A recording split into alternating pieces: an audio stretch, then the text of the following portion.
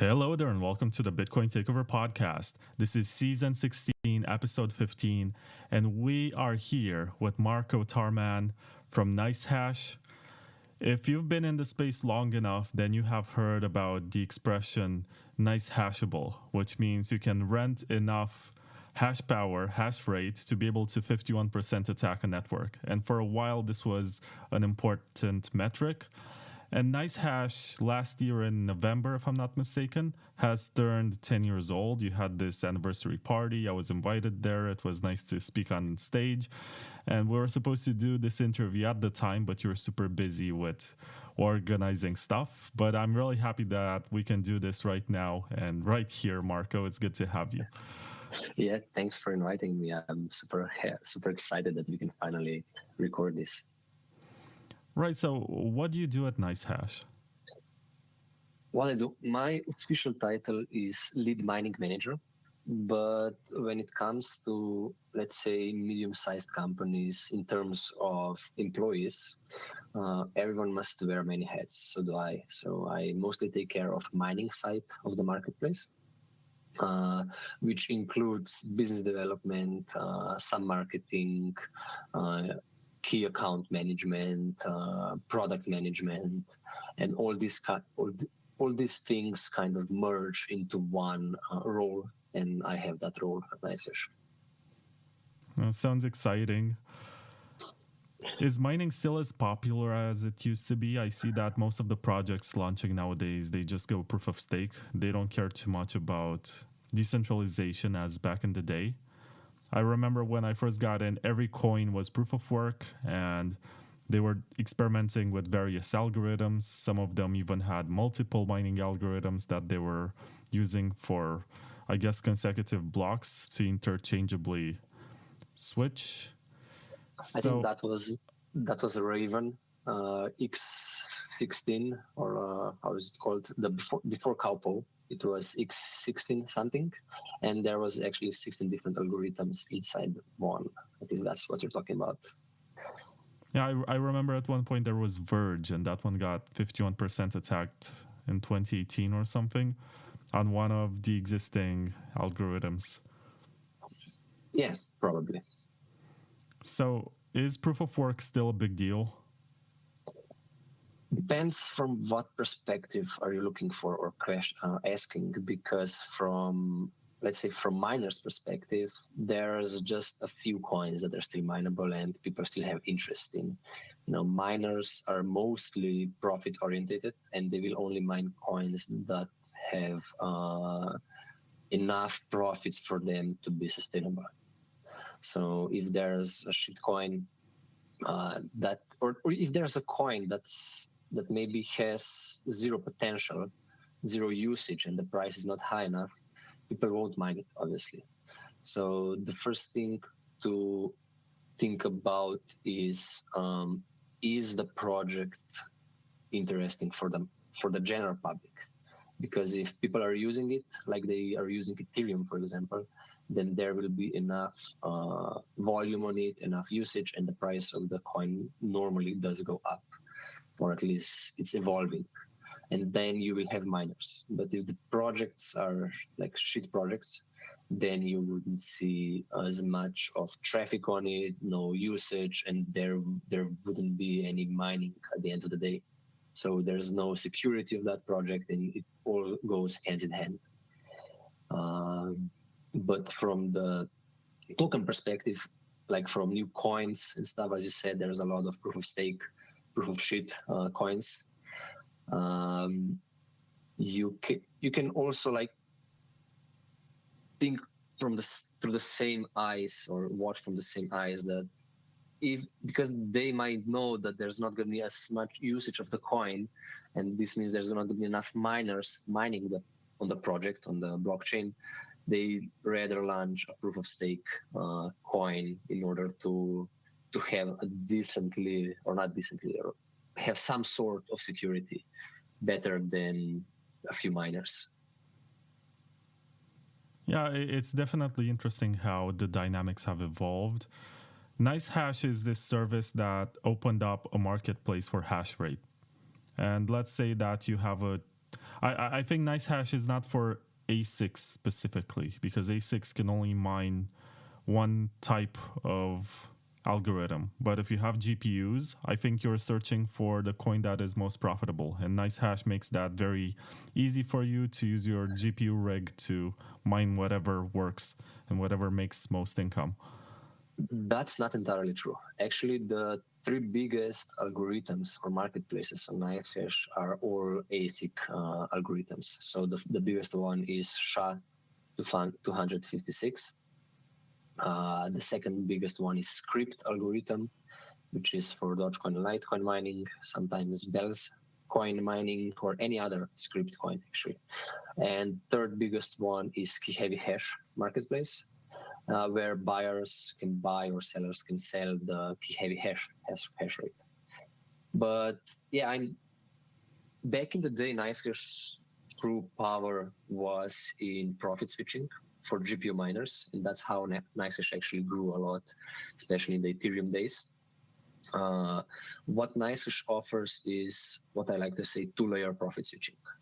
First layer would be on the algorithm itself. So you have one algorithm, for example, let's say script algorithm, and the buyers who are buying this algorithm hash rate will be mining different coins. For example, they can mine Litecoin, they can mine Dogecoin, they can mine Feathercoin. I think there's another script coin. They can do merge mining.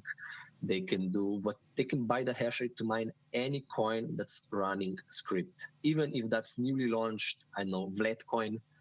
And if it's running on script, buyers can buy the hash rate, and they decide where they will send the hash rate, and they normally send it to the coin that's the most profitable at that moment, because they will be doing arbitrage trading with the hash rate. So that's the first layer. Even if you're mining on SHA-256, there's different coins that are mineable with that algorithm, and there are buyers who identify different opportunities and buy a lot of hash rate for a short amount of time, let's say a day, maybe two, but they're willing to pay more than the buyers buying the hash rate for Bitcoin mining. That's the first layer. Then we have the second layer, which is only applicable on GPU mining. So because ASICs can only mine one algorithm, but the GPUs can mine different algorithms. So a GPU might be used for Cowpo, ETC hash, Beam, or some other algorithm. And whenever the algorithm that's highest paying, then the miners will be sent to that algorithm. So for example, if I have a GPU running on NiceHash, and there's a very high price for my compute power on Cowpo algorithm, then my GPU will start mining or selling the hash rate for Cowpo buyers. That's the second layer of profit switching, which is only applicable for GPUs. I hope that makes sense. Yeah, I've interviewed on the show some people. For example, there is a privacy project called Beam, which is based on the Mimblewimble protocol. And there are also the people from Decred. And they're quite unhappy with the evolution of proof of work, because they said there's far less, how should I put it, commitment in users. And most of them just mine whatever is most profitable. And they were a bit disillusioned with how proof of work actually works for their networks, because most miners come and go, and whenever the price goes down, they see a large amount of miners dropping, and they sort of blamed it on NiceHash. And for me, it was very funny, because I understand there's a market for this, and everyone wants to maximize their revenue. Yes, look, we are the only true hash rate marketplace. So there's no other player in the industry platform where you can buy or sell the hash rate within seconds. There's no contracts, there's no forwards. Everything is happening in real time, and this gives people an ability to have a second market. Apart from that, where only blockchain is issuing the rewards. There's humans that are willing, that have some feelings on what to mine and do that profit switching I was talking about before. And I think that's quite important to have in the ecosystem. Like, it's the secondary market for the hash rate, actually, where humans are the ones that are setting the price. And regarding your statement that NiceHash is the blame for it, we just made things easier. So if there's a GPU miner that has an option to mine 5 different coins, they would have to do manual switches between different algorithms all the time. So if back in the day Ethereum was the most profitable, they had to find a pool for Ethereum, they had to set up a wallet, they had to mine on that pool, and then when, I don't know, Beam was more profitable, that the same miner would have to switch to mining Beam coin, and he would left some dust on the first pool and start mining on Beam, and then exchange Beam to the preferred currencies, and then they have to do these steps all over again for the third coin, for the fourth coin, and there's a lot of manual work. Whereas on NiceHash, there was the buyer who did that, and in my opinion, this would have happened anyway. People would just go where there's more profits. That just sadly, that's the nature of mining. There's only a few people that truly care about projects. I'm talking about the miners. There's only a few miners that truly care about projects, about coins, securing the network, but 90% of miners are profit-oriented. It's business for them. Yeah, I forgot to mention the sponsors of the show during the intro, so I'm going to say them now. It's SideShift.ai, Citrea, Layer 2 Labs, Bitcoin.com News, NoOnes.com, and Huddling.ch. Thank you for supporting the show. Now I got to ask you, Marko, and I'm going to try to share this on the screen. There's this website that's called crypto51.app, and it has most of the proof of work coins in a table with their symbol and market cap and mining algorithm, current hash rate, 1 hour attack cost, and there's here a percentage which is called NiceHashable. So basically how likely it is for you, or how much of this hash rate to 51% attack you can rent on NiceHash. Let me send this to you so you also see it. I was going to ask you what it means for some of these coins. For example, there's Pirate Chain, which is 269% NiceHashable. What does this mean? Okay, so let me check. I know the website. Okay, so first thing to note is that all of the buyers on NiceHash must complete KYC before buying any hash rate. So even if there was a player that wanted to hurt a project, they would be able, he basically gave out all the identification documents, and I think nobody's stupid enough to do that. Then for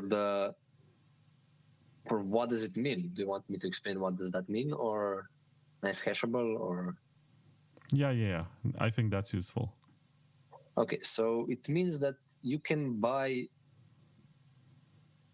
So let's explain the 51% attack first. So in order to attack a project, you can do a double spend on the network, on the coin. So you can spend the same coin twice. And in order to do that, you need to have at least 51% of the hash rate, theoretically, to do the double spend. But keep in mind that this only gives you 1% over what the other chain has. So it will still need a lot of luck to do that with 51% of the hash rate. Actually, you would need about 80%, let's say, that you would have consistent blocks and that you would grow the hash rate way faster, the chain way faster than the actual miners. And yeah, if the NiceHash owns enough hash rate, or not owns, sorry, if NiceHash if a buyer can buy enough hash rate through NiceHash, they can direct that to their own solo pool, and they can manipulate the blocks how they want, theoretically. I'm not sure if I explained that good enough, but essentially, if there's more than 51% of coins network hash rate available to be bought through NiceHash, then that could pose a threat for the project. Well, yeah, you can also 51%, as in obtain 51% of the hash rate and just get the majority of rewards. Yeah, getting the rewards, I think it's not the issue actually for the security of the project. Oh, I'm just saying you can do this. Doesn't mean it's the most rational approach. Yeah, but still, I've been with NiceHash for 7 years, and I'm not aware of any such such thing that happened. And to be frank, if there's a shitcoin that's running an algorithm that the developers didn't have resources to develop their own algorithm, then they pretty much, it was their own mistake. Because if I create a coin on SHA-256, then a slightly bigger mining farm can control the whole net hash rate of my whole project. So if you want to have a decentralized proof of work coin, it's very advisable to build your own or develop your own algorithm that you have, that there's not many ASICs available for that algorithm. No. Right now, how many of these mining algorithms are you aware that exist? I have no idea how many NiceHashable algorithms. At least how many of them you support on NiceHash? Oh, we support about 30 algorithms, different algorithms. Keep in mind that majority of them have just a small amount of hash rate available. Like I said, the majority of hash rate we have, or the volume we have is on SHA, key heavy hash, and script marketplaces. I think for example, on key heavy hash, we have about 3% of Caspa network, roughly speaking. So it's a very small amount of hash rate that we own compared to the network hash rate. On the Bitcoin network, we have about 1% of network hash rate. So Bitcoin is definitely not NiceHashable. And on script, I think we have about 5% of Dogecoin's hash rate. Does NiceHash mine at all, or do you only offer the marketplace for it? We're a software company. We don't own any hardware apart for testing. So we aren't involved in mining. I think that's an important distinction to make, because you're just the middleman enabling the marketplace to live and for the miners to direct hash rate wherever there is money, you know? Yeah, I mean, yeah, we are just a broker of hash rate, but we don't buy nor sell the hash rate. We just connect buyers and sellers. We're just a platform that allows buyers and sellers to meet. It's kind of like electricity grid, where the electricity grid is the one that allows power plants to connect with electricity buyers. So maybe you at home.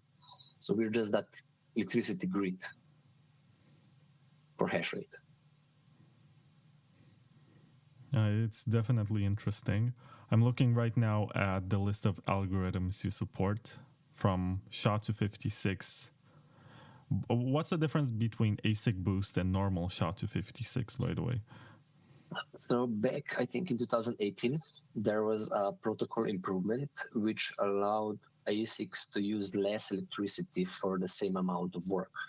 So basically, I think this started in the S9 era. And you could drop the power consumption by 20% by using the ASIC boost protocol. But wasn't this disabled when SegWit came around, if I recall correctly? I think it only works on Bitcoin Cash. No, it works on normal Bitcoin. At the time, there was no ASICs that actually supported that. You had to upgrade the firmware. So there was a software solution on both sides, so on Bitcoin and also on the miner side. But it's definitely still around because everyone is using ASIC Boost right now. If you're using any miner, any ASIC right now, it's running ASIC Boost protocol. We just left it running for technical reasons. I mean, the naming is stay the same. So. Now, let me ask you the question that maybe every miner will ask when they listen to this interview. Why would they work with NiceHash? Why would they sell their hash rate to NiceHash as opposed to solo mining or as opposed to joining a pool? Because of the reasons I explained before, because there's profit switching, two-layer profit switching for ASIC miners. There's one-layer profit switching, which means that the buyers are always buying the hash rate to mine the most profitable coin. And essentially that means that the seller is always selling the hash rate to the buyer who's paying the most for that hash rate. And that's especially noticeable on script algorithm and CASP algorithm, where the buyers are doing wonders with the hash rate. And essentially the pay rates on basically majority of algorithms experience some sort of spikes quite often. So you would like just at the end of the February, there was a huge spike by about 40% higher pay rates for a few hours on SHA algorithm. So miners mining through NiceHash at that point earned about 40% more than other FEPS, other miners using FEPS pools. That's just one of the reasons. Like we are also fully regulated in Switzerland, which comes in handy for institutional miners because we are compliant and audited. We also have all of the features or products you would expect from any other mining pool. And we also have a very detailed statistics about the worker that's mining through NiceHash. So you would not only see the accepted and rejected split on the NiceHash, you would also see the type of rejects for each worker for the past 7 days, which is, I think, we're one of the few, if not the only ones, who are offering this kind of detailed view for the miners. Not to mention the different products that we offer. So from ASIC Manager, the firmware, the custom firmware for Bitcoin and custom miners. And yeah, that's just a few of the benefits that I can think of right now. Is it possible for someone who maybe has a powerful gaming computer and cannot mine Bitcoin with that because it's not very efficient, to mine something else designated by NiceHash but receive their rewards in Bitcoin? And if yes, how popular is this feature? You see, I forgot the most important part when you asked me the previous question. So yeah, obviously the Bitcoin payouts are quite a big benefit, especially if you're using GPU, as you said. But more importantly, if you're mining with key heavy hash ASIC or script ASIC, selling the hash rate to get Bitcoins is quite beneficial instead of just mining Litecoin, Dogecoin, and then have to exchange that to Bitcoin through an exchange. Then you have additional work, you pay additional fees for the exchange, etc. So definitely Bitcoin payouts are one of the biggest advantages on NiceHash. I remember at one point, I think it was Anthony Pompliano, who is usually referred to as Pomp. He released his ASIC miner. No, it wasn't an ASIC miner. It was a home mining device. It was commodified to the point where you just plugged it and connected it to the internet and was working. And it was just, I think, a Radeon 480 GPU with an Intel Celeron processor sold for $700 or something. But the point is that I think it was connecting to NiceHash or a similar service, but it claimed to offer you payouts in Bitcoin. So people bought that thinking that they're actually mining Bitcoin, which is funny. Yeah, like there's a lot of people still don't understand how NiceHash works. Many people think that we're doing exchanging on NiceHash, but in reality, the buyers are paying for your hash rate in Bitcoin. So if theoretically we would change that to USDT, then the sellers would get paid in USDT. And yeah, that's something that people don't understand about NiceHash, and they don't understand how they can mine Bitcoins with their GPUs. Right now, what are the most popular mining algorithms, and what are the most profitable ones, actually? For GPUs or ASICs? Both. I mean, for GPUs, if I'm not mistaken, Leo is quite high, but honestly, I haven't been following the GPU scene so much lately.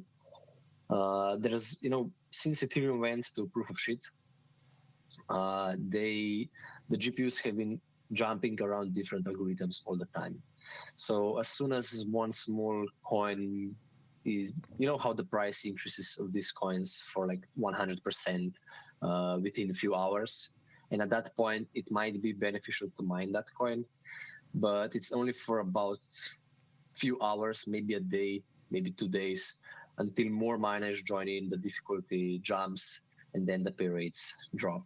And then they go back to the previous most profitable coin. And I think this is happening a lot right now. So in that case, I think NiceHash is still the best option because we do all the hard work for the miner.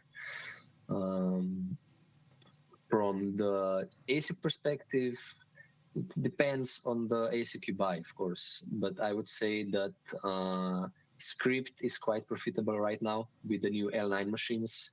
But again, it comes down to the investment versus the revenue. There's different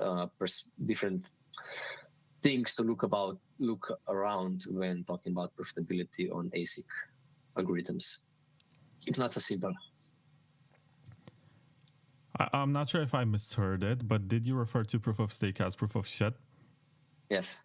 Why is that? Don't you think the same? Well, it's not about what I think. I'm just trying to understand how you think. I mean, it's also just a joke, but it's also partly true because, of course, from the decentralization perspective, proof of work is more secure. It's easier to ramp up your market share or your network share through mining. And it also fucked up a lot of GPU miners. All the GPU miners that there were on Ethereum, there was a lot of hobbyist miner. I know on NiceHash there was a lot of people from countries where earning $3 per day was a lot for them. I even received personally emails from people in third world countries saying that they thank NiceHash because they can provide to their families with a simple mining rig. And this proof of stake move fucked a lot of these hobbyist miner, let's say, smaller miners. And since then, mining has become a business that only bigger players can join in profitably. I'm talking about, of course, people can buy smaller ASIC machines like BTEX, but they're not gonna make a living out of it.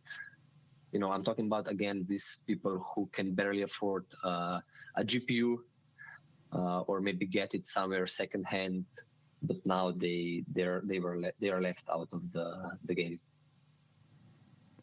I think proof of work is definitely the fairest way to distribute because you get a free market of hash rate and you get participants competing for the rewards. In proof of stake, Yes. It's all about how much of a stake you acquire with resources that you have from somewhere else. So if you're rich, you're gonna be able to buy a large stake, and then you're also going to earn higher rewards. But the reason why it's so popular, on one hand, it's because regulators, I guess they were fooled by the whole environmental argument, and they decided that they should leave it alone, even though it's pretty close to a Ponzi, if you ask me, because you can create a token out of nothing and then sell it to people and secure the system through the fact that some people stake it, which means that they don't sell it. Yeah. But on the other hand, it also gives some developers peace of mind from the fact that they can get 51% attacked, because they might be a minority chain in terms of hash rate. They did not write their own mining algorithm, so they are constantly under the threat of getting attacked. Look, like I explained before, any legit developers, any legit project will develop their own algorithm. They will have to put some extra efforts for doing it, but they will have a new algorithm. They will have 0 ASIC miners at the time of launch. They will have GPU miners on it, and the GPU miners will slowly ramp up the hash rate, which is exactly what you're saying. Like, the reward from the blockchain will come slowly towards the miners, and the miners will slowly take over they will slowly grow the network hash rate. Whereas with proof of stake, you can simply buy in 50% and have the control of the network. You've mentioned the situation of Ethereum a few times, and I was wondering, why do you think the hash rate did not go to Ethereum Classic, which was created exactly for this? It was waiting for this moment when proof of stake happens, and they were supposed to take the miners, but it seemed like there was also a fork from Ethereum that tried to be the proof of work fork, and I don't know exactly what happened. From my understanding, the issue is that there's not enough people using the Ethereum Classic, and the price is too low. So if there was more profits when mining Ethereum Classic, there would be more miners mining it. If the price of the Ethereum Classic will grow, then there will be more miners, and the profitability will come back. And as I said on the beginning, miners are profit-oriented. Nobody's willing to pay $500 or euros per month for electricity in order to support a project. I'm talking about residential miners. So they are after profits. And if they don't make, if they aren't break even, they're not going to support the coin. Yeah, that's a good point. Let me plug a couple of sponsors, and then I will ask you about the profitability of mining from a historical point of view, because some OGs say it was never really profitable to mine. And even back in the day when you could do it on your laptop, you're not really making a lot of money if you sold immediately. But before that, I got to tell you about SideShift, which is this place where you can swap pretty much every coin with low fees, and there's a lot of liquidity for it. I think for small amounts, you don't have to register or do any sort of KYC. I think for large amounts, they ask you for some documents. And let's say that someone pays you in stable coins and you don't want to hold on to stable coins because I guess we're still in a bull market. You can swap it for free market money, even if it's Bitcoin, even if it's Litecoin, even if it's Trump coin. I'm not going to judge you for your choices, but you can do that on SideShift and the fees are pretty low. So check out sideshift.ai. And I think they're also integrated in Edge Wallet and Cake Wallet and Bitcoin.com Wallet and a few others. So you might be using it even if you don't know about it. And there's also Bitcoin.com News, which recently has been doing a pretty good job. Now they know the difference between BTC and BCH, and they have some good geopolitical news. They have some good gold news, which I read recently because ironically, gold is hitting all-time highs and Bitcoin is not. It's a pretty funny situation. We were supposed to flip gold one moon. And check out Bitcoin.com on the news section. They have pretty good journalism. They're less biased than Bitcoin Magazine when it comes to American politics. They also present some news from India, from China, from Russia. And to me, that's pretty interesting because it doesn't only focus on one part of the world as being the one that's important. And now, Marko, I have a friend who has been in Bitcoin since 2010. He was making videos about it like in the summer of 2010 when he was much younger, and people were making fun of him in the comments that the price is only a few cents and it dropped. And he told me that mining was never really profitable. And even back in the day, you had to pay a lot of money for your electricity, and there was no guarantee that you're gonna make it back. Of course, in hindsight, if you held your coins and you did not sell the Bitcoins to pay the electricity bill, you would get very rich. But do you think this model is still sustainable? Should miners still hodl?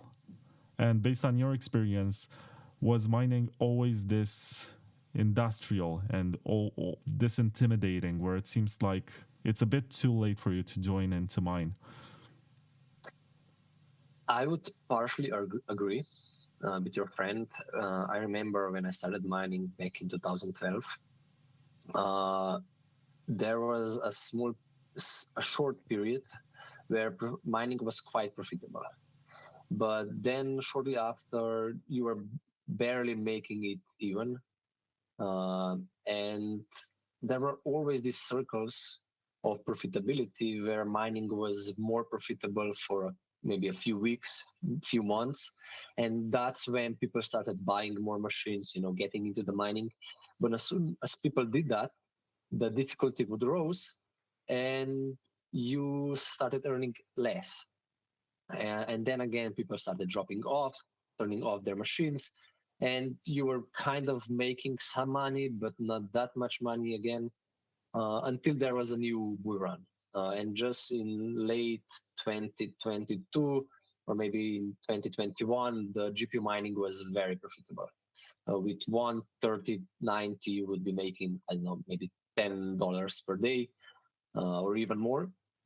But yeah, again, when people started mining more and more, the profitability would go down.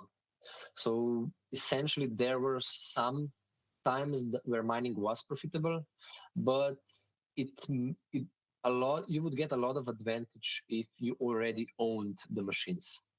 So one of my biggest mistakes was that every cycle, which at the time I wasn't aware of cycles, I sold all of my GPUs. I did that twice, and third time when I didn't sell them is actually when I made the most money, because I was barely making it even. I was covering the costs of electricity through my pocket, from the salary, and that's when I stacked the most Bitcoin. But then again, how much difference would it have made if I just bought Bitcoin at that time? It's hard to tell. Probably I would have roughly the same amount. So yeah, to answer your question about what was the question again?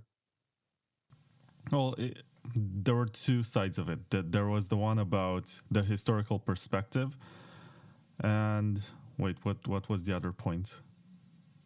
If it's still as industrialized or something like that. Yeah. Today it seems very intimidating to enter the market, to become a miner.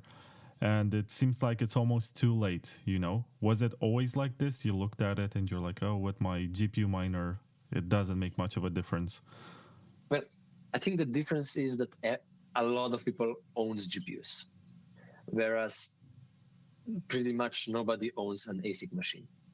So in order to start mining, to test the thing, you just have to ramp up your, install NiceHash and start mining. It literally takes a minute. And you get to experience mining, and then you can decide, okay, this does make some money. I'm willing to invest in a couple of more GPUs, in a couple of more mining rigs. But now there's really hard to start mining. First of all, ASIC machines are quite expensive. compared to GPUs. I mean, there's L9s, L7s that go up to €8,000, $8,000, or even more, which is a problem on its own. But also the machines are loud. They use a lot of electricity, which you don't have. You don't have the breakers in your home to support them. These kind of things do not make retail mining easy. So yeah, going into a mining business right now from ground zero is intimidating, I would say. But back in the day, you just ramp up a GPU and that's it. Yeah, I guess these guys who mined like yourself from the early days and without any guarantee or any idea how successful this can become. I don't think back in 2012 when you started mining, you could even imagine that one Bitcoin could reach $100,000. Yeah, definitely not. I was, I think, 16 at the time. I was, just following my older brother. And I remember Bitcoin was, I think, about 20 or 200 per piece, per coin. And yeah, obviously I had no idea that it has such a potential. I remember back in the day, I was, always trying new things out. There was platforms where you could click on ads, get some tokens for it, and then get, a cheaper, gaming mouse or something like that. And it was all basically a scam. So I thought, okay, this must be a scam also. But then, yeah, I got some Bitcoins. I sold them quickly. I bought some games, for gaming, etc. On Steam or what? Through Blizzard store. Oh, they were accepting Bitcoin back in the day? No. I exchanged it first, of course. Yeah. So what's the game that you bought for a super high price? I actually bought packages of cards inside Hearthstone, if you know the game. Yeah. So I think soon after when I started mining, or a couple of years later, I started playing that, and I just had some pocket money, to buy these packages, and I had a lot of good cards. But yeah. Yeah, I was gonna say before I interrupted mid-sentence that you guys are like the heroes of the project because you secured it when there was almost no guarantee that it's gonna succeed over the long term. And I've also spoken to a guy who said he was purchasing ASIC miners in 2013, and he sold some Bitcoin to buy Butterfly Labs ASIC miners. There were some that he received, there were some that he never received, and he could never make back the Bitcoin that he spent on ASICs. Because the price went up, the hash rate went up, and he was hoping that, okay, I sold this Bitcoin, but now I'm going to have much more hash power, so I'm going to make it back. It did not work like that. No. So I've got a lot to say around this. First thing is my first ASIC that I bought was D3. Antminer D3, and I remember at the time there was like a rule, especially everyone was talking on Bitcoin Talk, that never buy through a reseller, always buy through the official manufacturer. So I went on bitmain.com and I started refreshing the page because I knew that, at midnight the machine would be listed. So I went on the page, started refreshing the web page, but there was so much traffic on it that I couldn't get through to make an order. So, but once I got through it, I still think if I remember correctly, it was 0.54 Bitcoins for the Antminer, but it took them 3 months to ship it to me because it was like a pre-order or something like that. And by the time I got, at the time of order, it said that I was going to make about $30 per day. By the time I got it, it was only $3. And that's the amount of the electricity I would pay daily. So I never ran that machine, not for a single day, but I spent half a Bitcoin for it. It was the worst, let's say, mining related decision I made. And since then I've been hating not for a long time after that, I've been hating ASIC machines. It's pretty crazy when you think about it. I've heard stories of people receiving used miners, even if they ordered from the official store.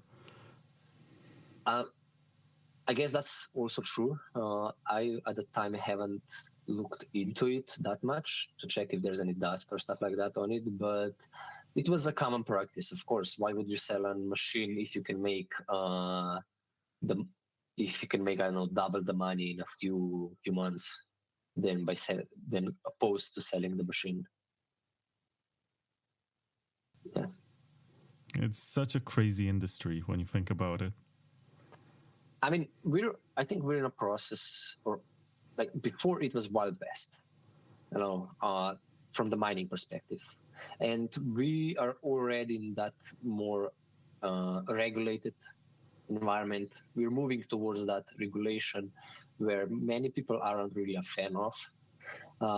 But because there's only ASIC machines, because the mining has become business where only the companies are doing it in majority, I think,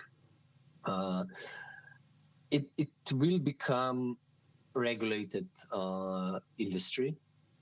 And one of the, let's say, reasons is because we've let mining become GPU miners. We let down the GPU miners. If there were still GPU miners, there would be hobbyist miners. And I think there wouldn't be such high regulation as we're seeing in the next years. If I understand correctly, you're not a fan of ASIC miners.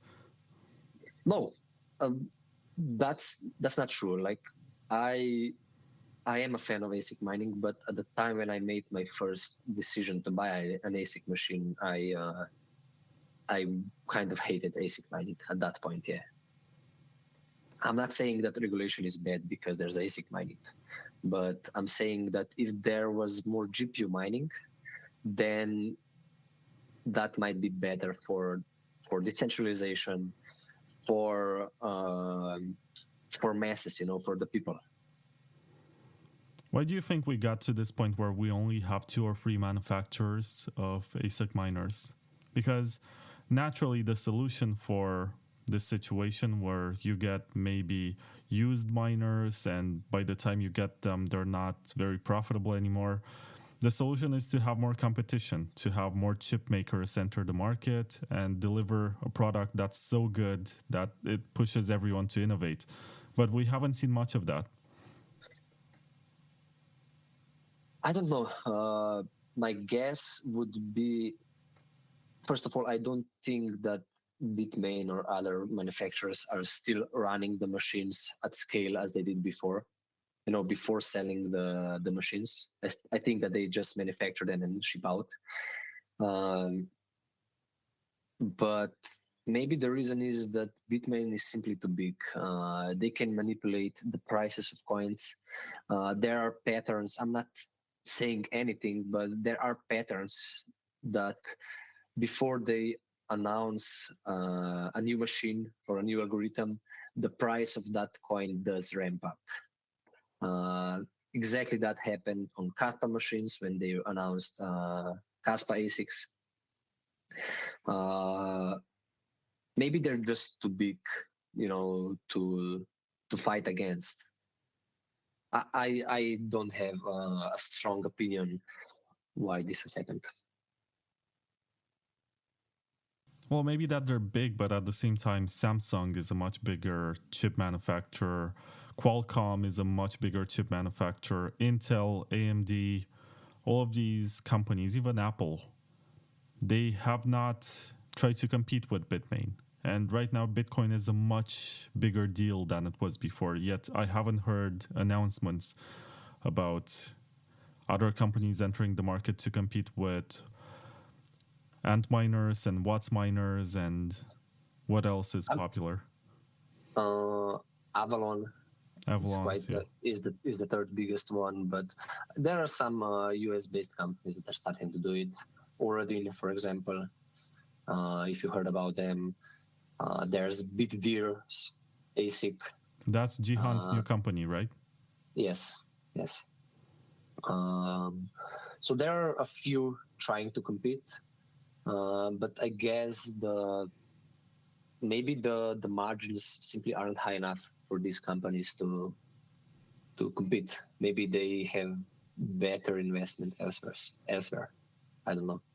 NVIDIA, for example, is responsible for maybe not single-handedly, but running most of the AI infrastructure. And I'm surprised that they went all in on AI, but they haven't made any moves in mining. I mean, if you look back into the 2016-17 era, they sold a lot of GPU mining GPUs. I'm not sure if you're familiar with, how is it called? The P106, P104. Have you heard about these GPUs? No. I know the RTX ones. No. Those were the mining specific GPUs. And that was the first boom of GPU mining, I think, in 2017. At that time, I still had a computer service in my hometown, and I was also selling computer parts. And when I made my first GPU mining farm with about 600 GPUs, we used P104s. 104, which is, I think, if I remember correctly, the GTX 1070 equivalent. So those were GPU mining only. GPU mining only GPUs made by NVIDIA. Later on, AMD attempted to follow this also, but they weren't as successful. They had like the 570 model, something like that, for GPU mining. Yeah. It seems like 570X2 was quite popular. 500 what? 570X2 from that was AMD. From AMD, yes. Then the 580 or 70. Because at that point, if you would get a hold on any of these GPUs, you were happy, because there simply wasn't any GPUs. And I remember we had like a collective order with our clients, and we ordered like a couple hundred of GPUs, and NVIDIA sold a lot of GPUs back at that point. Maybe one could also argue that this is actually what kickstarted the GPU development in a way that NVIDIA did later on. I bet they made a lot of money on it. And they could be making ASICs, but they're not. That's a good point. I guess their focus is on GPU processor, not on an ASIC processor, because that's where they got the knowledge. Maybe the market is simply not big enough for them, or maybe they don't. Yeah, maybe they have the main knowledge in GPU sector. By the way, there was also a CMP GPUs later on. That was in the RTX 3080 era, because the RTX 3080 had a lock on it.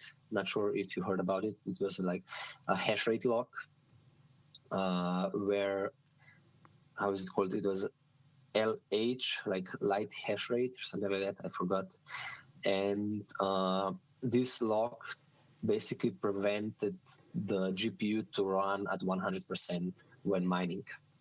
Somehow the GPU BIOS detected the high memory usage on the GPU, which the patterns looked like from the Ethereum mining, and they simply throttled the GPUs.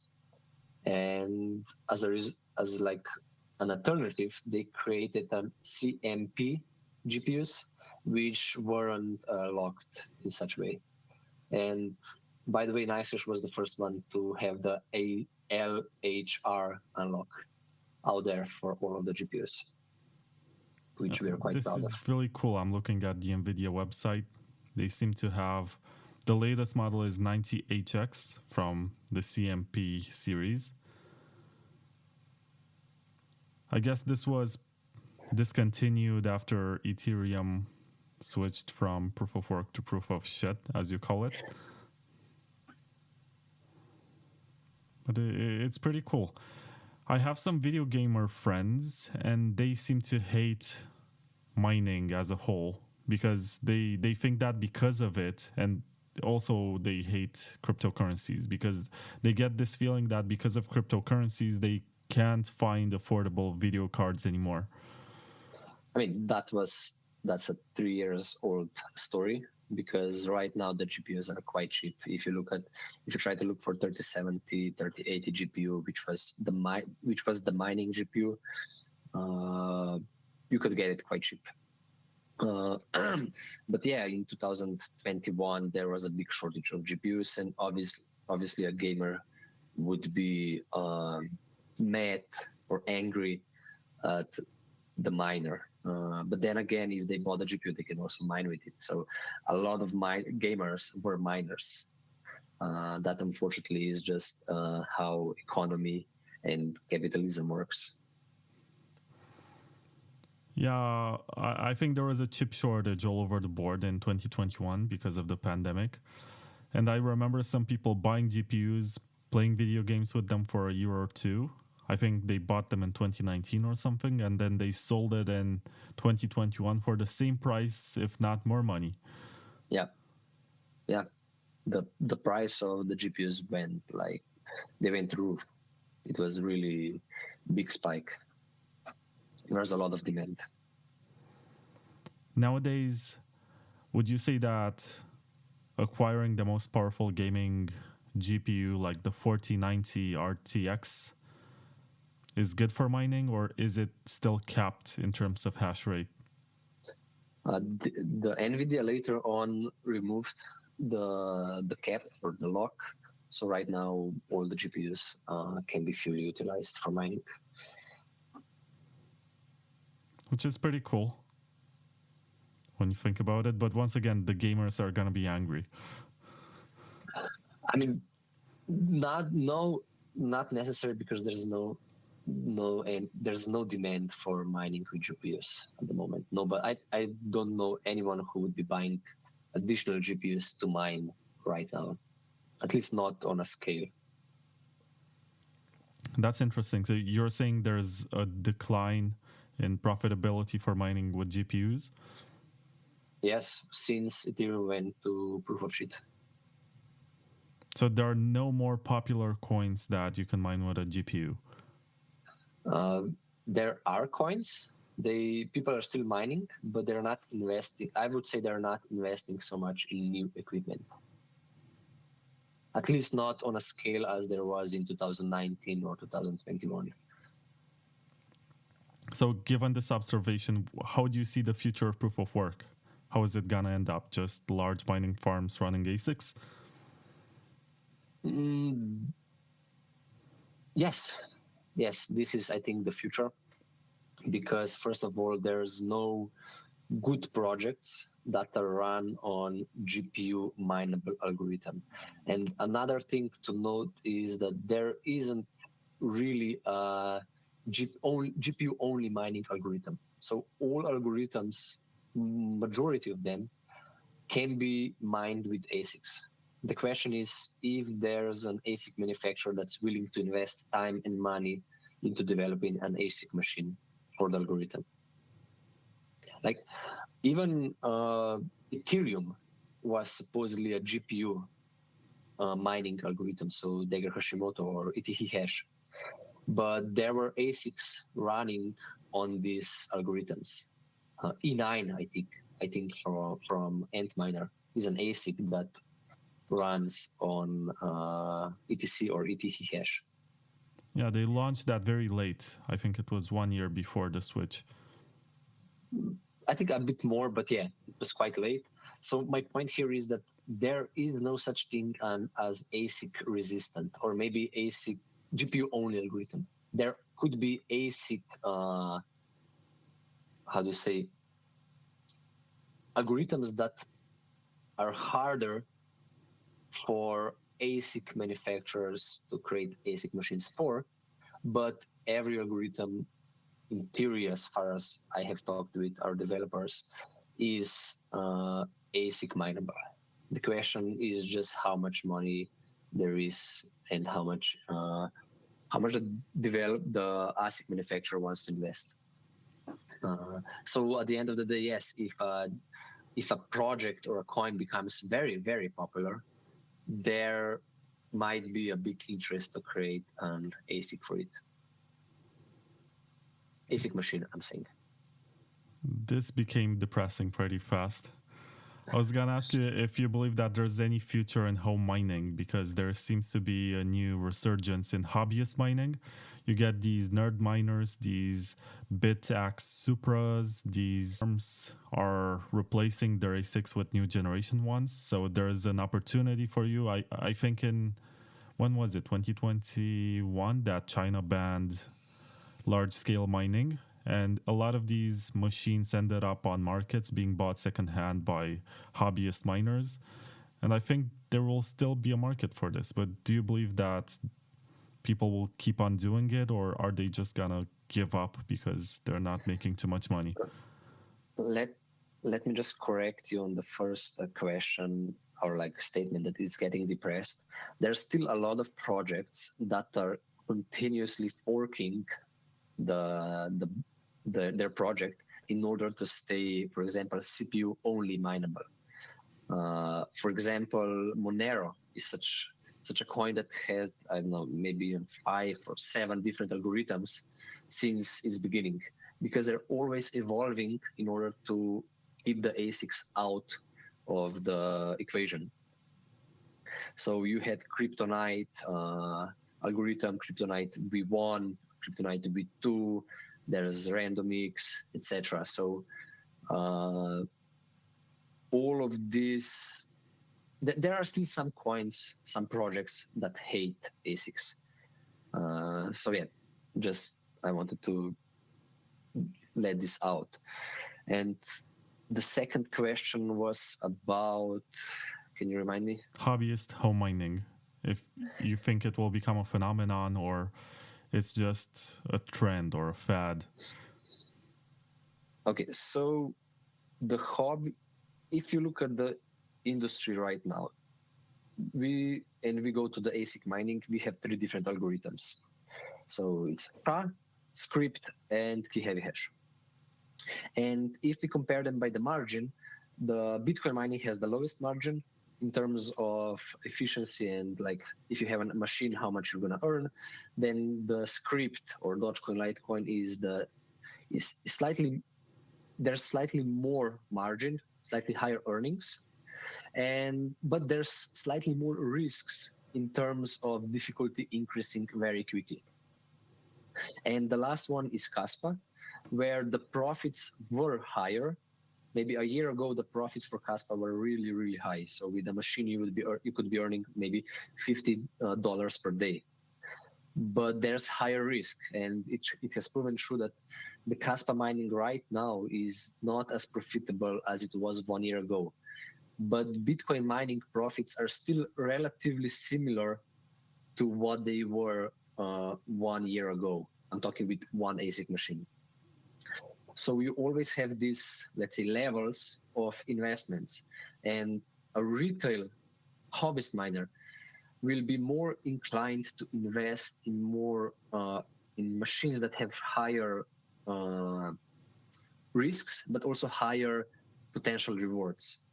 And you can see Kaspa miners is mostly done by smaller miners, by people who have one machine. Maybe they have a garage where they can connect a machine.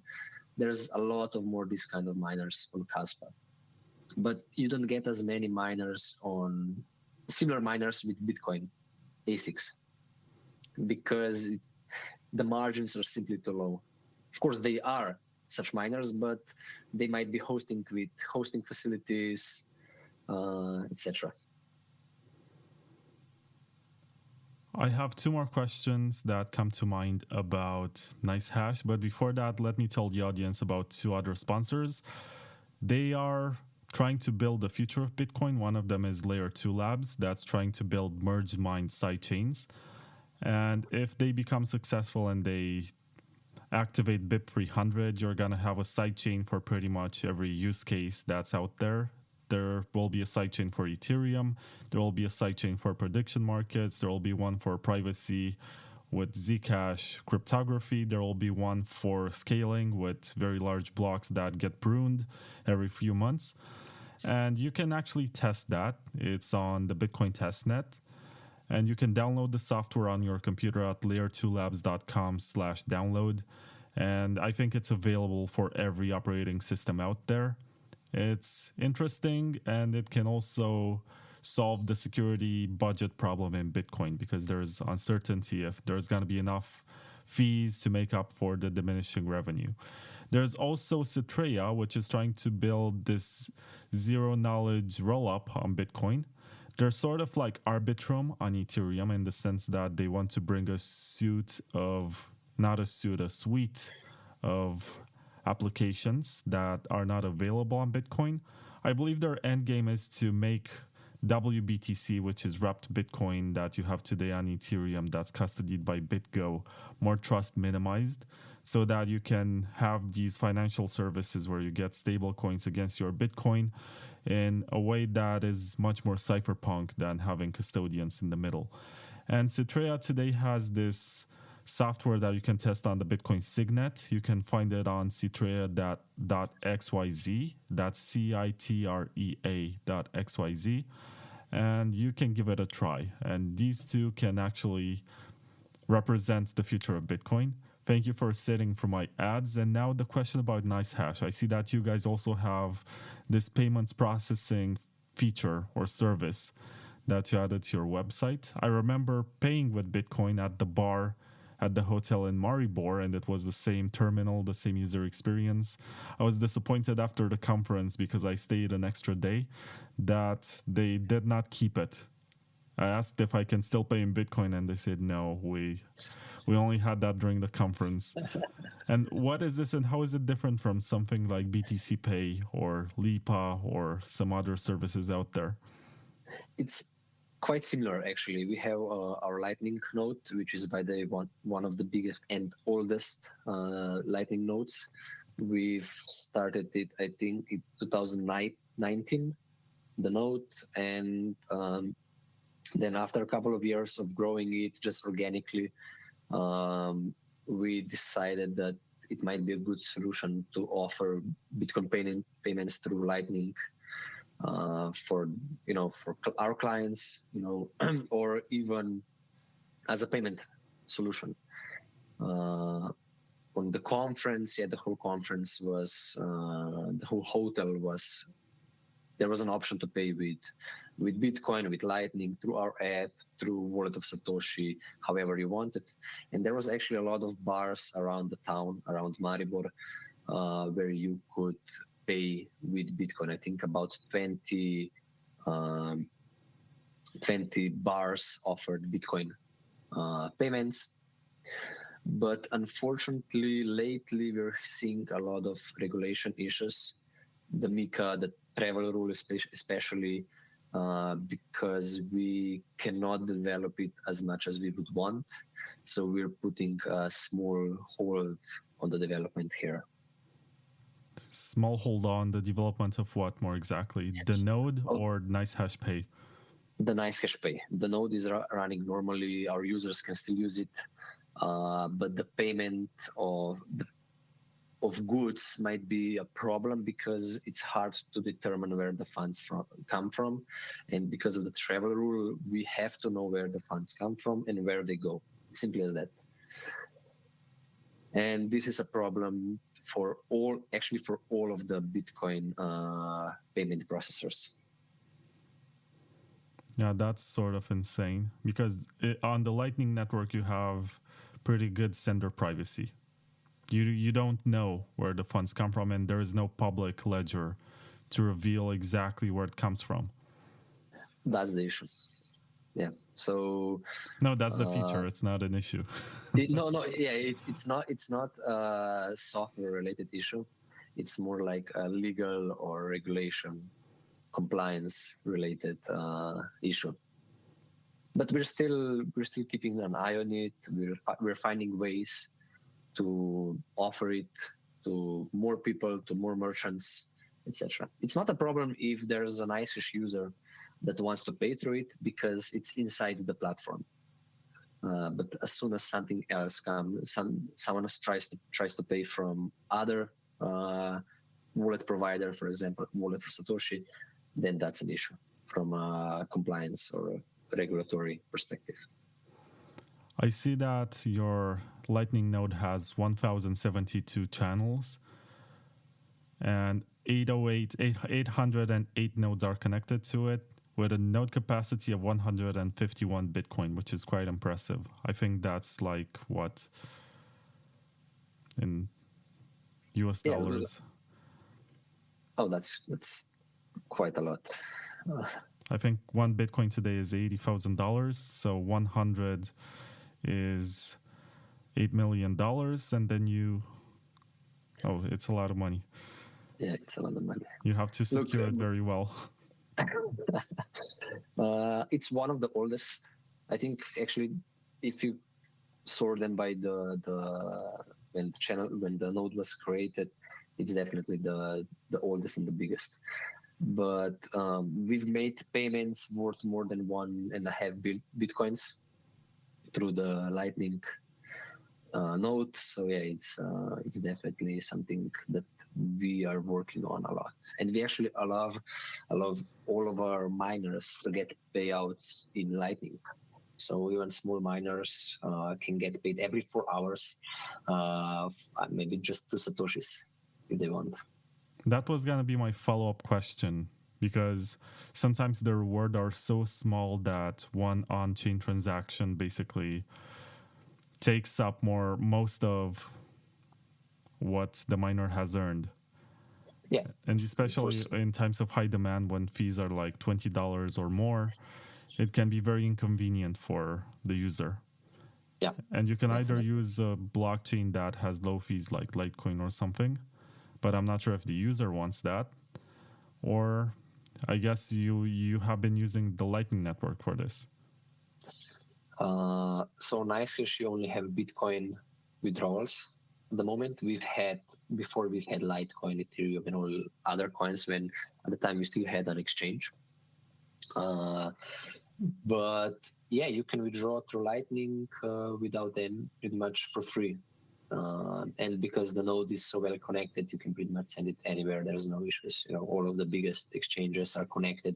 Binance, Kraken, everyone is connected to NiceHash node. And a lot of times they actually asked us for some assistance, etc. It's pretty interesting.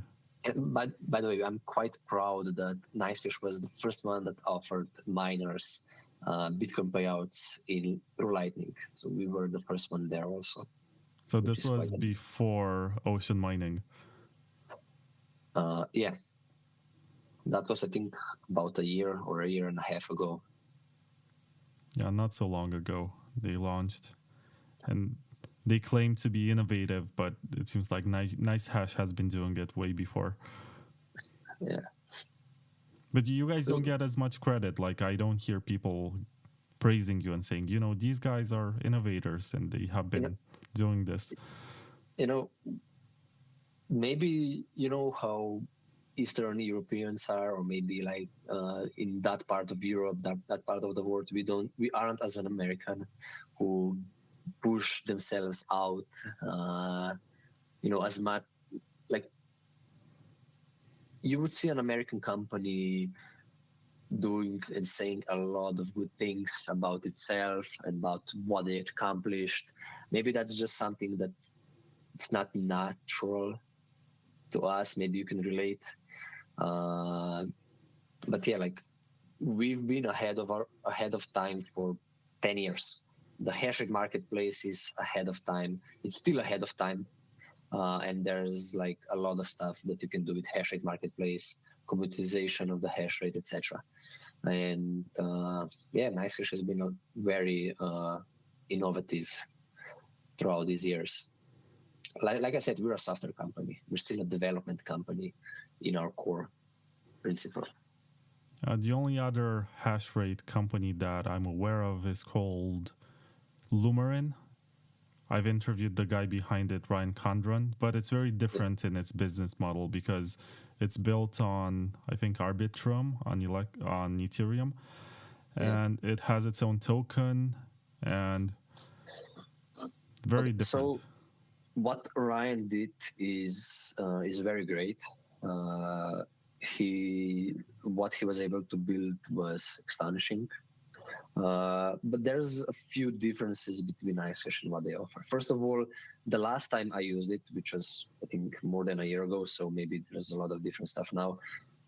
You had to set up your own proxy to receive the hash rate or to buy the hash rate, which is quite inconvenient. You had to buy the hash rate from a single seller, which was not as interactive or so simple as it is on NiceHash. On NiceHash, you simply set up the pool address where you want to send the hash rate. You set how much Bitcoins you want to spend, what's the price you're willing to offer, how much hash rate you want, and press a button and you get the hash rate if the price is high enough. That's the biggest difference. NiceHash is really simplified, simple commodity marketplace. Yeah, and I see some statistics on your website. It seems like you have mined 169 Bitcoin blocks. And I think it's a very beautiful number, 169. Really nice. We haven't mined any blocks. I'm not sure where you got that info. Maybe there is a different... Oh, you're probably looking at Mining. Easy Mining. That's a different product, yeah. So Easy Mining is built on top of the marketplace. And Easy Mining allows everyone to buy hash rate with a click of a button. You could get, from the top of my head, you can buy 10 petahash of hash rate for an hour with $5. Or maybe 1 petahash for an hour with $5. And in that time, you're solo mining. Your hash rate, you're actually owner of the hash rate for that hour. And if your hash rate confirms a block on our solo pool, which is closed for the public, if you confirm a block, you will get the whole block reward. So these are the blocks confirmed. So you would probably see Ravencoin, Caspa, Litecoin, and Dogecoin, and Bitcoin. So these are the coins for which you can buy the hash rate with a click of a button. Yeah. Yeah, you're very right. Yeah, because NiceHash is not a mining pool. It's more than a mining pool. It's a marketplace for hash rate, and buyers are the ones that are competing or confirming the blocks on the blockchain. It's not NiceHash and not sellers of hash rate. Technically speaking, the buyers of hash rate are the miners from the pool's perspective or from the blockchain's perspective. That's an interesting thought. The buyers of the hash rate are the miners. Yes, because they are the legitimate owners of that hash rate. Because they bought the compute power, they bought a commodity, and it's a short-lived commodity. It only exists in a fraction of a second, and they own it in that time. But if their hash rate confirms a block, they get a reward from the blockchain or from the pool, depends if they're solo mining or pool mining. I was going to ask you this. Who is usually most interested in purchasing hash rate? Like, why would anyone want to do this? Is it just to prop up their coin to make it look good for a certain amount of time? Is it because they think the time is right to mine in that point because the difficulty went down or something? There's a lot of different reasons. Let me just try to explain the ones that make the most sense. So obviously there's arbitrage traders, buyers who are doing arbitrage trading with the hash rate. Because it's a marketplace, you can buy the hash rate at a lower price than what the hash price is, what the FAPS pool pay rate from the pool is. So let's say that the pool pay rate is $50 per petahash per day. So that's the unit of price for hash rate. And you can buy the same amount. You can buy 1 petahash or 1 exahash on NiceHash for 48 petahash per 48 Bitcoins per petahash per day. So you're making 4% on this trade. And if you buy the hash rate on NiceHash and sell it on a pool, because theoretically the pool is buying the hash rate in order to liquidate it on a blockchain, you're making 4% on that trade. Of course, deducting the fees, etc. Maybe at the end of the day, you're making 1% from trading that hash rate. So these are the arbitrage buyers. They are actually buying all the available hash rate on the marketplace that there is, if it's priced under the hash price.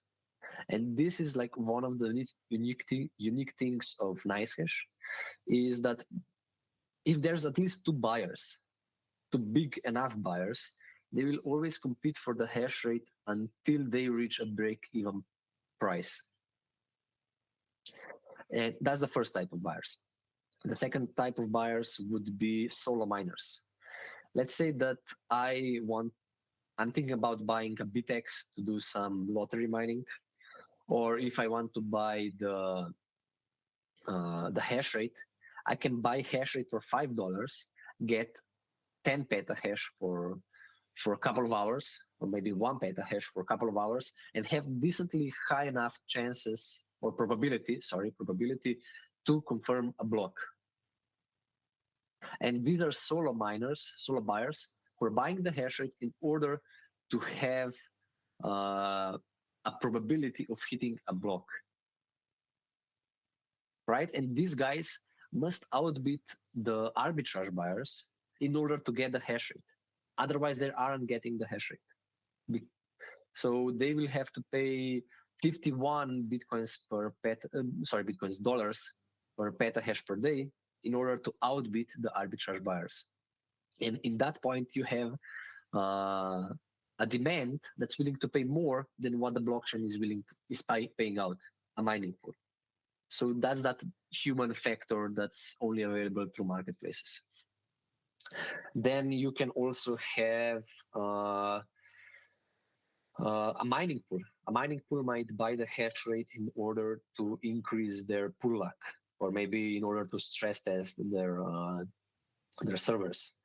Maybe there's an insurance, or if for hosting providers, insurance in terms of buying the hash rate is viable, because if they have a contract to provide 59% uptime of their clients' machines, and the hash rate drops, the uptime drops to, let's say, 94%, they can just buy the additional hash rate in order to compensate the amount of hash rate that's missing for the client, and they will not get fined.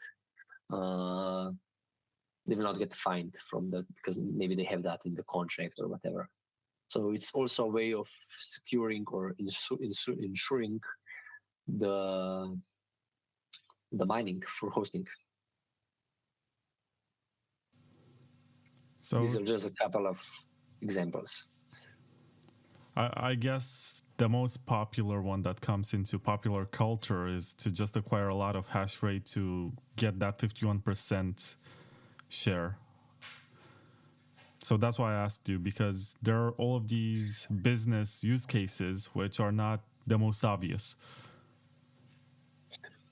Yes, there's like the buyers of hash rate are really smart people. The ones that I have had a chance to meet are mathematicals.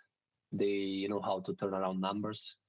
They are also aware that FPPS pools, some of the FPS pools are not, how should I frame it, might not have the most legit payouts. So they have found out that if they do their own mining pool, they might get better payouts if they have enough hash rate. And those are the guys that are willing to pay more than what the other buyers are. Is there any competition for NiceHash, really? Because it seems like you have a pretty unique business here. And if you don't have a lot of competition, the next question is why? NiceHash is a very, very technically advanced product. And I'm quite certain that it's way more complicated than any exchange you know and any other mining pool that you know.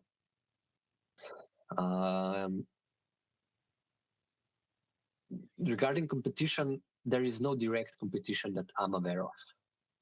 And I think the reason for this is that because I know a couple of guys that have tried, but it's not as simple as starting a mining pool. You know, with the mining pool, you simply have to set up a node that communicates with the blockchain, give out other miners your IP address, count their shares, and based on these shares, give them out the payout, do an accounting. Of course, I'm oversimplifying things, but NiceHash type of service is way more complicated. And yeah, I think that's one of the main reasons why there's no direct competition that I'm aware of. So the reason why is the complexity of running this type of business? Yes, technical complexities. Okay, is there anything that NiceHash can also do that we haven't talked about?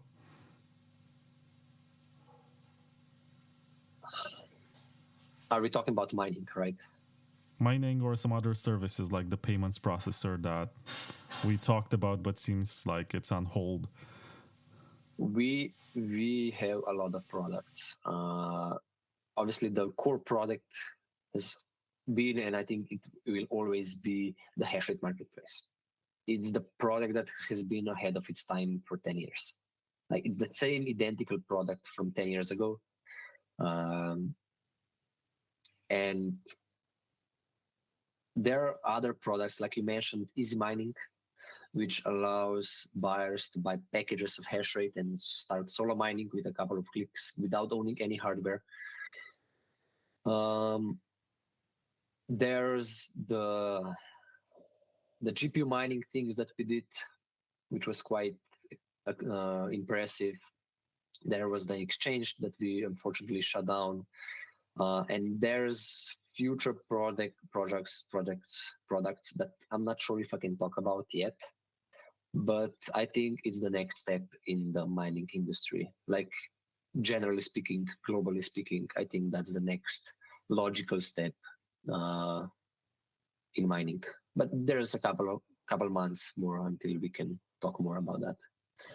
Oh no, you're making me wish I waited like a couple months more to have exclusivity on the news. We can still do it later on. Sure. Yeah. Let me plug the last two sponsors, and they're not last. It just happens that the order was like this, and then I'm gonna ask you about the future of mining and the future of NiceHash. So NoOnes.com is a platform where you can trade just like on NiceHash in a peer-to-peer fashion. You can exchange gift cards, you can exchange a lot of stuff that you find useful. And most of the customers are from the global south. And the CEO of NoOnes, Ray Youssef, is very passionate about empowering Africa and the Middle East. And he talks about this scheme that he made where there's a percentage for every middleman along the way, because he says that everyone gets a seat at the table and everyone eats.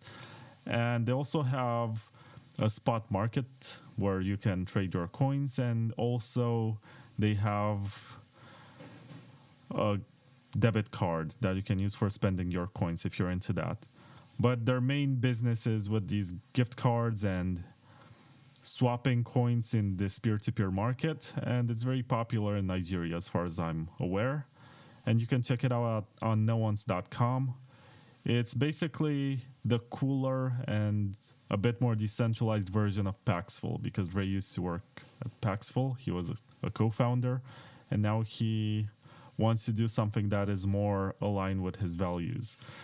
And last but not least, I gotta tell you about Hulling.ch, which is a business that's based in Switzerland, and they're trying to help you with your self-custody. So if you have a lot of Bitcoin and you're afraid of keeping your keys in the house because you might get wrench attacked by someone, or you're part of a company that's starting to buy Bitcoin and you don't know how to set up a quorum of keys so that the CTO will not basically spend everyone's coins, you can reach out to these guys. They're based in Switzerland. They will offer you much better privacy than other businesses, and they will teach you the principles of good security, whether or not you need a hardware wallet, whether or not you should set up a multi-sig, what type of multi-sig, and so on. So check them out on hodling.ch. And now, Marko, tell me more about the future of NiceHash, because you have had the 10-year anniversary. There was a big party. You had basically a conference that was thrown around this party. And what's next?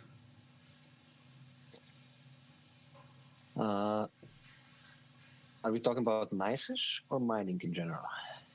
I guess both of them. I started with NiceHash, but then I'm also going to ask you about trends in mining that you see that emerge. Yeah, NiceHash has moved our headquarters to Switzerland. Before we were based in British Virgin Islands, and operating from British Virgin Islands might not build a lot of trust among the users, the potential users that we're trying to target. And we have become very strict with compliance, with KYCing people with a mandatory KYC. And this, I believe, will be the future of NiceHash, and also the future of the whole mining industry. We're observing that the majority of real miners throughout the world, I'm talking about bigger companies that operate serious hash rate, will have to follow or will be looking for hash rate destinations that are audited, that are compliant, and that can suit these kind of players, these big institutional miners, or just big companies, let's say, not necessary publicly traded companies. That's the reason why. That's one of the reasons why we have moved our headquarters to Switzerland. And yeah, unfortunately, because Ethereum went to proof of shit, we have to change our priorities, change our focus, and adapt in order to survive. Maybe in order to survive is not the correct word, but in order to grow even more. So yeah, the future of mining also, I think, lays in regulation. That might not sound a lot cypherpunk-ish. I understand that. But again, as we discussed throughout this podcast, Bitcoin mining, especially Bitcoin mining, has become a business, profit-oriented business.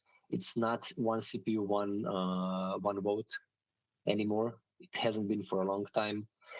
And yeah, I think this kind of future has a lot of potential. I mean, there's a big chance that this is the future of Bitcoin mining. Regulation, I mean. Well, in terms of one CPU, one vote, are there any projects that you're following and are aligned with that you like? I've been following Stratum V2, but again, the biggest issue with Stratum V2 is that it doesn't bring any additional benefits to the miners or to the pool operators. It's just an additional value to cypherpunks or Bitcoin maxis. Maybe I'm not using the correct terms, but what I'm trying to say is that if the miners don't have any monetary benefit, they are less likely to adopt something that's not going to benefit them. Again, I'm generalizing a lot of miners. Not all miners are the same, But in my opinion, a lot of Bitcoin miners are running Bitcoin mining facilities as a business, not as a support system for Bitcoin. Which sort of sucks. But at the same time, you know, it's a business. You can't blame them. They invested a lot of money. They have skin in the game. You can't blame them for running their business in a certain way. That's correct. And nobody has all the answers, neither do I. Unfortunately, the reality is that there's a lot of Bitcoin miners that are strictly profit oriented, and I don't have the solution. I'm just stating out facts. Is it possible for these nation states that amass a large percentage of hash rate to order these private companies that own the hash rate to coordinate attacks? For example, I remember Peter Todd being especially concerned about, what's the name of the big mining pool? Foundry from USA. Yes. Yeah. Because all the miners are owned by the same company. It's not a pool in the sense that you have lots of participants. As far as I am familiar with Foundry situation, they are part of NYDIG, the IG company, which is like an investor company. And yes, a lot of funding for miners, for mining companies, supposedly comes from that direction. And that's also a reason why Foundry was able to grow so much. Supposedly, again, I haven't fact checked this, but yeah, the Foundry is definitely the biggest player in that sense. And who knows who is truly behind it, who's truly running, pulling the shots. And, yeah. It's funny because when most of the proof of work mining, especially the ASIC one, was happening in China, there wasn't so much talk about regulation. It was much more of a free market, even though China does not really like free markets. And now that a lot of the mining is happening in the US, we talk much more about regulating what the miners are doing. We talk more about maybe censoring some transactions in some mining circles, using OFAC lists or whatever to blacklist some UTXOs. I'm not trying to get you to make some sort of unpopular comment, but it's just an observation that mining was better off when it was mostly happening in China. I think it's not maybe related to the fact that it was in China, but to the fact that it hasn't evolved so much at that time. If you understand what I'm trying to say, that at that point mining was still not as evolved as it is now. So before, it was still more of a hobbyist kind of thing, not entirely hobbyist, but there was still like, this industry just started to taking some steps at that point, and those were the first steps. And I think since 4 years ago, the Bitcoin mining is completely different game. I think that's to blame instead of where the hash rate is located. Is there any trend in the world of mining that gives you hope and makes you feel like, maybe that the days of freedom and just mining from your bedroom are not over yet?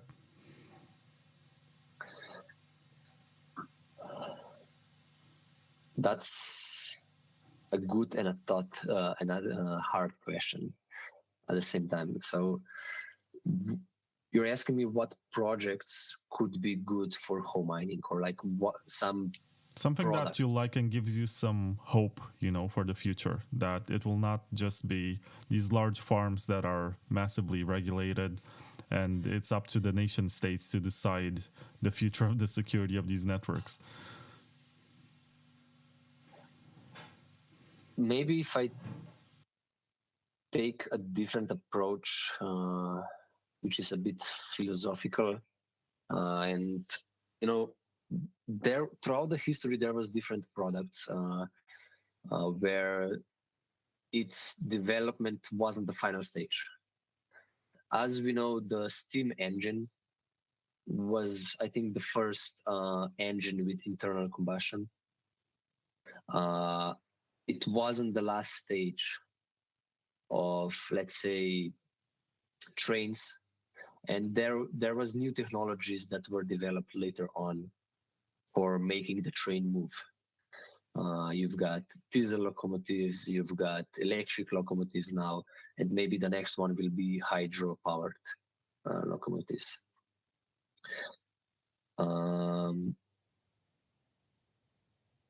So maybe it's the same thing for proof of work. I don't know. I'm just saying that maybe there will be something that's even better than proof of work in the future to prevent the double spend. And that's definitely not proof of stake. I see some projects taking a hybrid approach where they have proof of work and proof of stake at the same time.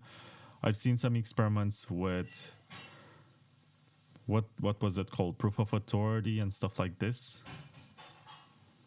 But I haven't seen, I guess it might be because of the VCs funding these projects that there isn't much innovation being funded. You can find research papers that get published from people who think of better ways, but they don't really get funding because if it's proof of work, it's obvious for the investors that they should invest in infrastructure and make money off of mining.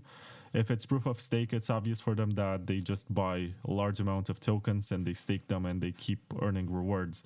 For something else, it's not that obvious for them to figure out.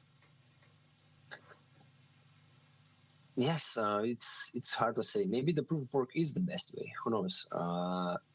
But yeah, there were definitely a lot of attempts to make consensus mechanism better, or like different consensus mechanism. You also had, if you remember, Chia, something like proof of storage, that kind of mechanisms. But I think proof of work was still like the best way. Yeah, I don't know. Maybe there's just simply wasn't enough funding in that direction, and because regarding these projects that have proof of usefulness, etc., I think they make the algorithm first or the proof of whatever first, and then they get the funding because that's the way of getting the funding. Where maybe it should be the opposite. Hold on. Yeah. There are some people who think that Bitcoin will live and die with SHA-256. You think that's the case, that Bitcoin is forever stuck with SHA-256, or do you believe that in the future something much more efficient will come along and it will shift the entire industry? If you think about maybe you're targeting quantum computers here, but even if the quantum computers can crack, or when, or even, I don't know, can crack the SHA-256, that's definitely going to be a point where Bitcoin will fork to something else. I think that's the only, let's say, reasonable or probable event that might happen in order to get the Bitcoin off SHA-256. If I understand correctly, the threat from quantum computers comes in terms of attacking the signature system, which is ECDSA, and cracking that one to basically guess or brute force private keys from public keys. And also the blockchain. You can also rewrite the blocks from the, I don't know, block 500. If a miner, a quantum mining computer, starts making the blockchain from block, I don't know, 800,000, and they can outrun the normal miners, then that will be the longest chain. And that chain will be the correct one, even if there was the blocks were empty.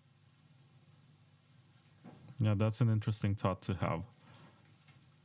And it's going to massively disrupt what's going on with miners. So yeah, I guess we should expect in a decade or two to switch to something else. I wouldn't be paranoid about this, because if there will be a quantum computer that can crack the SHA-256 encryption,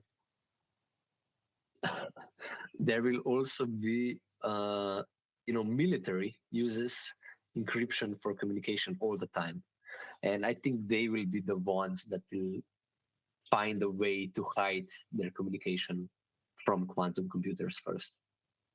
And that same let's say principle or mechanism could be probably used on Bitcoin. But yeah, I'm not an expert on quantum computers to say any more smart stuff around it. Also, it's pretty philosophical, because you have to imagine a world where all of these assumptions are destroyed. All of the ASIC miners for SHA-256 become basically paperweight or door holders or something. Yeah. And then you have to start from scratch and figure out a way for Bitcoin to survive. I think Paul Pewey from Edge Wallet said something along the lines of Bitcoin is mostly the 21 million coins, and we can have them on any network ever. It doesn't have to be the current one. It can be any other one if we discover something better. What's important is that the holders are maintained. And I'm not sure if I 100% agree, because there are some benefits to using the Bitcoin network, unless we figure out something so much better than this. Yes. And that's that. Then we get back to the discussion we had before. Maybe proof of work is not the best or the final technological advancement we have in order to prevent double spend. But if proof of work doesn't turn out to be the future, is NiceHash ready to adapt to that? That's too far ahead, and probably not something that I could answer. But who knows what the future holds. How come NiceHash never offered staking pools? Because we're in majority mining company or a mining development company, let's say something like that. Yeah, and I guess you could do something similar with staking or not. I don't know. You know, there's obviously a lot of companies have been looking into ways to offer staking, but I guess it's not as simple as that. And yeah, I'd prefer not to talk about this. I've asked you about the future of mining. I've asked you about the future of NiceHash, but what's next for you, Marko?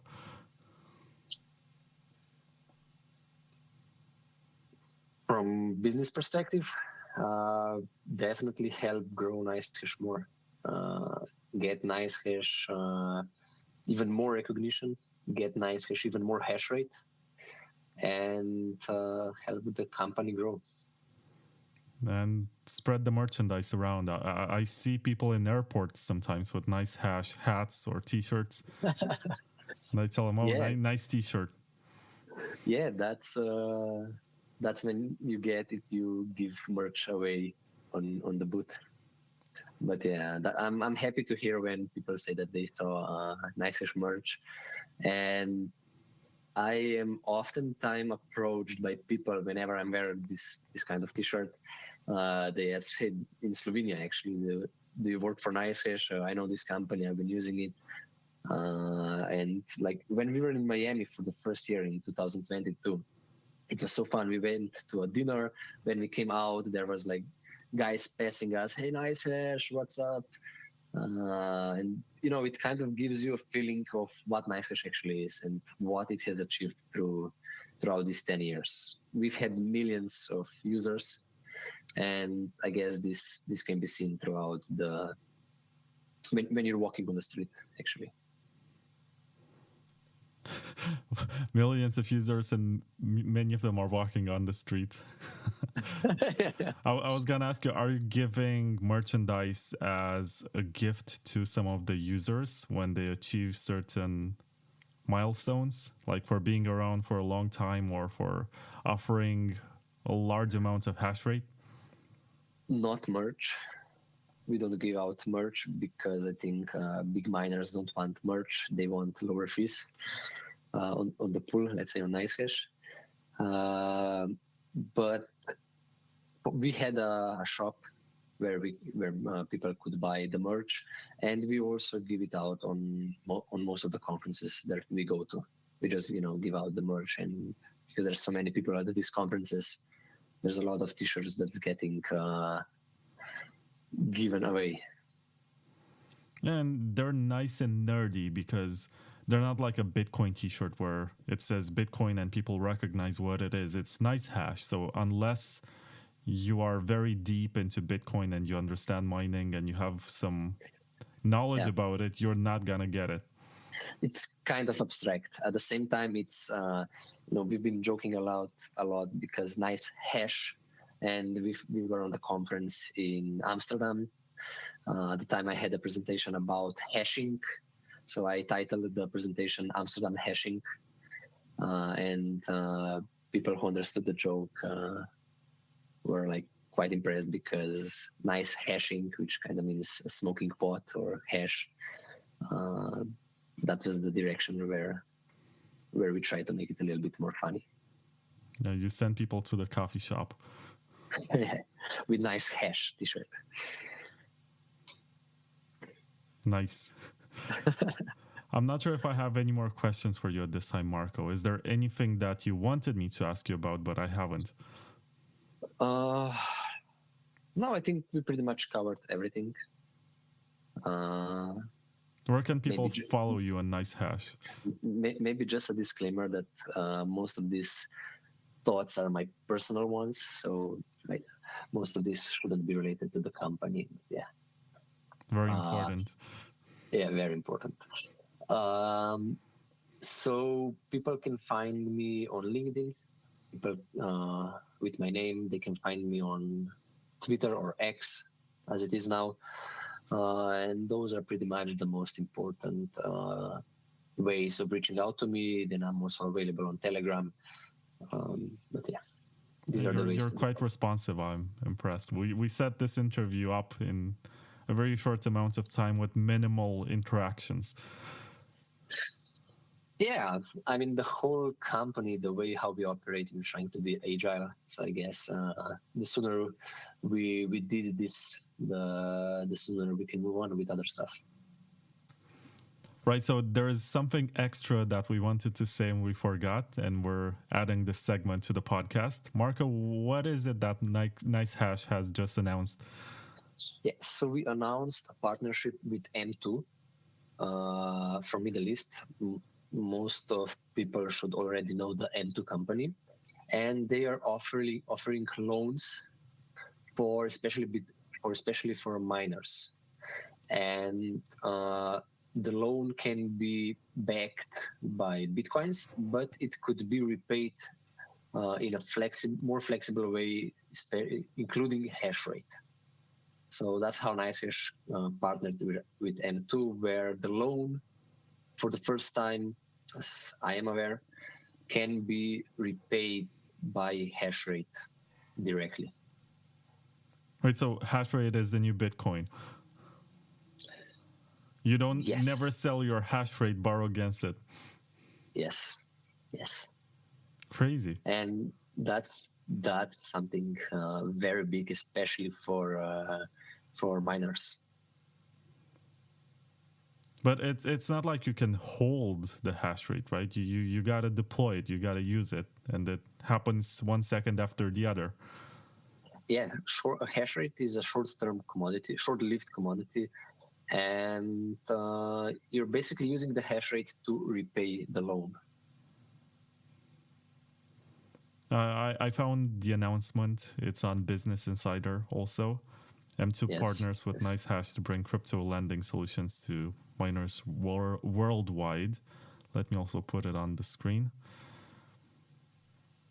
I haven't heard of M2, by the way. I don't know what they do exactly or where they're based. I got to look into it. Yeah, look into it. It's quite a big company. Like one of the core features or products is the exchange. But as you can see, they're offering loans. Yeah, it says right here, by collateralizing their BTC, miners can now access convenient USDT loans, enabling them to scale their operations, cover expenses, and optimize profitability without selling their valuable assets. Man, this is a game changer. It is, and it's just the first step. For a long time, it was like this.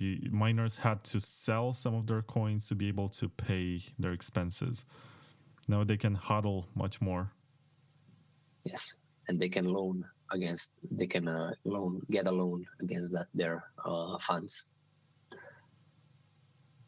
and repay with hash rate, with a portion of their hash rate. So they can decide how much hash rate they want to use to repay the loan. The more hash rate they use, the higher share of the hash rate they use to repay the loan, the faster they will repay it, but they will be left with less income, let's say, less balance.